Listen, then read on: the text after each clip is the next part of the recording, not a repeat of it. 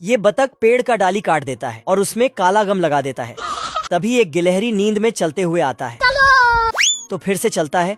ये क्या है? लेकिन उछल कर अंदर चला जाता है। देख लो भाई। गिलहरी दूसरे गिलहरी को खींच के उठाता है पर इसके हाथ में गम लटक जाता है। अब देख तू। लेकिन जब गम को छुड़ाने की कोशिश करता है तब उल्टा और ही चिपक जाता है। तो इसको इसी तरह खींच कर बाहर ले जाता है। लेकिन तभी गिलहरी का गम छूट जाता है। लेकिन ये साला बतख एक लंबा कैंची लेके गिलहरी को डराने लगता है। किधर है बे? मैंने कुछ नहीं किया। फिर गिलहरी अपने काम में लग जाता है पर तभी बतख कैंची से यहाँ पे क्या हो रहा है? और उसका डाली ही काट देता है। पर बतख थोड़ा सा अच्छाई दिखाता है। बाप रे। Thank you. लेकिन वो सिर्फ ज्यादा देर तक मस्ती करने के लिए था। गिलहरी इधर उधर भागने लगता है और बतख अपना कैंची उसके पीछे दौड़ाने लगता है। गिलहरी दौड़कर जाके अपने भाई को बताता है। हम्बा हम्बा रम्बा रम्बा कम्बा दुम्बा दुम्बा। लेकिन गिलहरी का भाई ये मानने को तैयार ही नहीं था और एटीट्यूड से चलते हुए बाहर जाता है। लेकिन तभी ओ भाई ये क्या है? फिर ये दोनों डंडा लेकर बाहर उस दानव को मारने जाता है।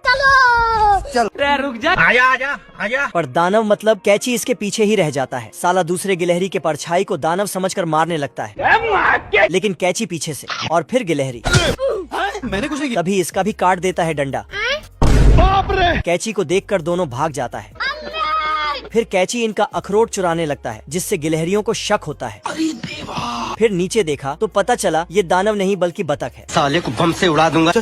फिर ये दोनों मिलके एक पत्थर को कैंची में पकड़ा दिया। तो बतख गिलहरी नीचे उतरता है और बतख के ऊपर से पत्थर हटाकर उसको बाहर निकालने की कोशिश करता है। क्या रे भिख मंगिया? लेकिन बतख का मूड खराब था इसलिए ये गिलहरियों के पीछे दौड़ पड़ता है और डालियों पर से सर्कस करने लगता है। पर तभी गिलहरियां पत्ती में छिप जाता है तो बतख उसे ढूंढ नहीं पाता है तो जाके घास काटने का मशीन ले आता है और पूरा पेड़ पर दौड़ाने लगता है। तो गिलहरियों ने एक गजब का दिमाग लगाया। बतख को बेवकूफ बनाकर बिजली के तार की तरफ भेज दिया। तभी बतख को होश आया। लेकिन तब तक खत्म। Bye bye. ये दो नालायक शेर बतख का मछली चुरा रहा है। मछली चुराते चुराते बतख को ही उठा लिया और उसका बंदूक भी। तभी बतख क्या रे भिख मंगिया? साला छोटे शेर ने बंदूक अपने बाप की ओर करके भाग गया। बाप रे। कुछ घंटे पहले शेर मछली पकड़ रहा था और इधर बतख बहुत सारा मछली पकड़ लिया था। इसे देख के छोटे शेर के मुंह में नदी बहने लगा। बतख का एक मछली वहीं गिर जाता है तो छोटा शेर जाके उसे उठा लेता। आज तो मजा आने वाला है। इस शेर के कांटे में एक छोटा सा मछली फंस जाता है तो उसे अपने बेटे को दिखाने जाता। अब देख तू।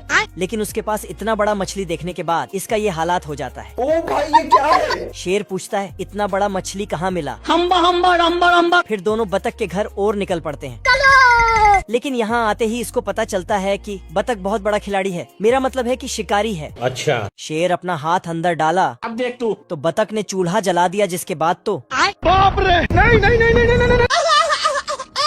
साले को छोड़ूंगा नहीं। फिर शेर फुल जोश में मुंडी अंदर डालता है। लेकिन फिर से दोनों नालायक शेर आता है और सीक्रेट रास्ते से अंदर झांकता है। तू समझा? उसके बाद छोटे को अंदर भेजता है लेकिन साला छोटा शेर पकड़ा जाता है। क्या रे भिख मंगिया? क्या देख रहा है? मैंने कुछ नहीं किया। छोटे ने अपने बाप को बहुत सुना दिया तो साला इसको अंदर डाल के ऊपर बैठ गया। क्या कर सकता हूँ यार? फिर शेर ने छत से कांटा लगाया और मछली उठाने लगा। है मुझसे कोई स्मार्ट? लेकिन मछली के साथ बतख को ही उठा लिया। उसके बाद मछली के जगह बंदूक निकलता है और